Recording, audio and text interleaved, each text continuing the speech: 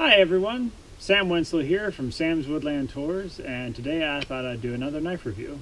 So what I have here is the Schrade SCHF52 Frontier Knife.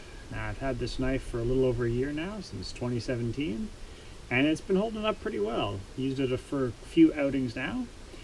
It is a drop point knife, and it is called a frontier knife. Part of the reason why I'm wondering if it has more to do with the fact that it's shaped like the old style butcher knives that you would have found in the 17 and 1800s. Just a theory.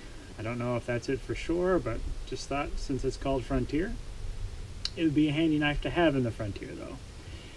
So it's about 13 inches overall length, and your blade is a little over 7 inches. So your handle's not quite 6 inches, but pretty darn close.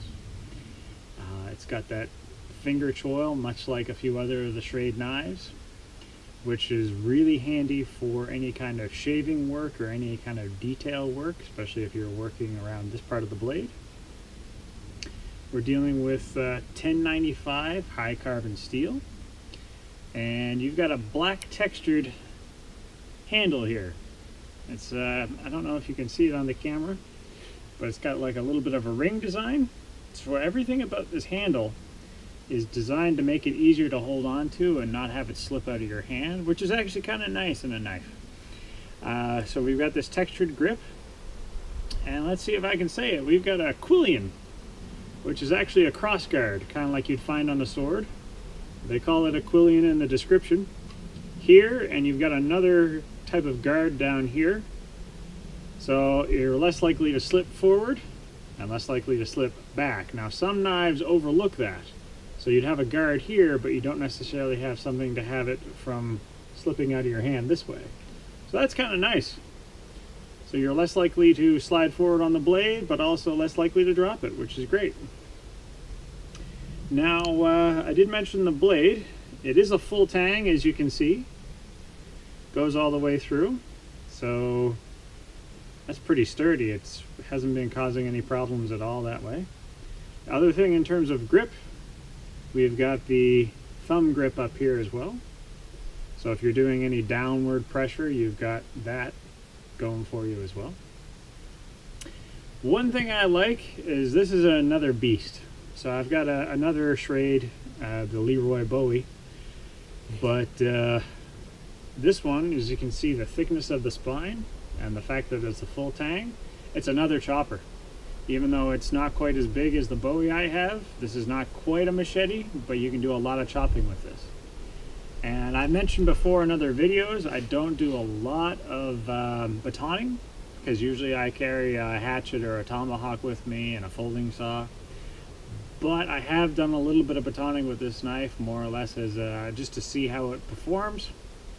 But also I do a little for specific splitting, especially if I'm doing carving projects while I'm out in the woods or even around here.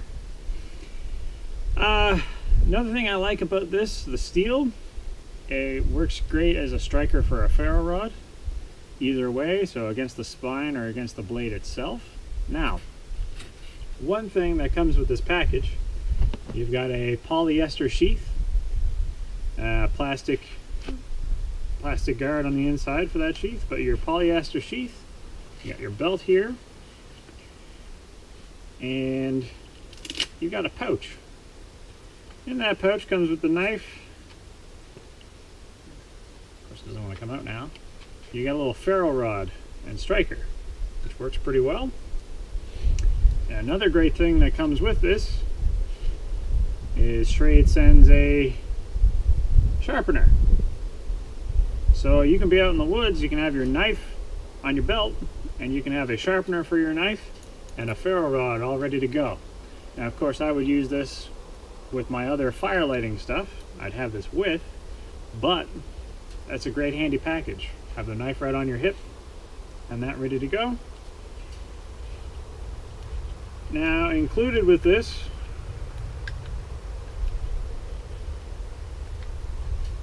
is down below some cordage. You could probably loosen up the knot if you really wanted to tie it to your leg, get a little bit more cordage out of that. if you wanted to tie it to your leg gunslinger style, except I'm not really into that. But another reason why they have the quarters there, I suppose, is because on the knife itself, we've got a lanyard hole. Not something I'm fond of doing myself, but some people do it and prefer it. But you have the option of tying a lanyard through there and wrapping it around your wrist. So if you're using it for a long period of time perhaps, or for whatever reason, you want a little more assurance that it's not going to fall out of your hand and go flying, you have that option. But speaking of flying, I don't do this with a lot of my knives. I have some purpose throwing knives that I have reviewed, and some more I'd like to review soon.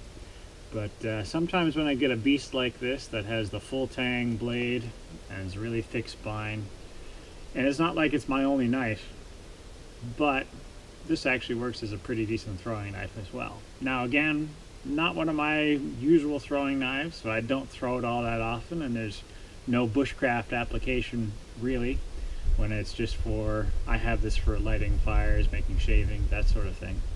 But this flies pretty well, and it's pretty well balanced for a bushcraft blade. So that's kind of a neat feature. So I've been really enjoying this, and I don't normally do reviews right out of the box. So I've had this for a little over a year now, been using it out for a little bit, so I thought now's a good time to do a review. It's been holding up great for the past year, going through a lot of torture.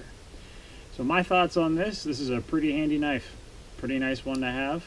It's not too big, not too small, a little bit of an in-between. And yeah, overall, really liking this. So, if you find this review helpful, if you're enjoying this video, you can feel free to click like and subscribe. And as always, thank you for watching.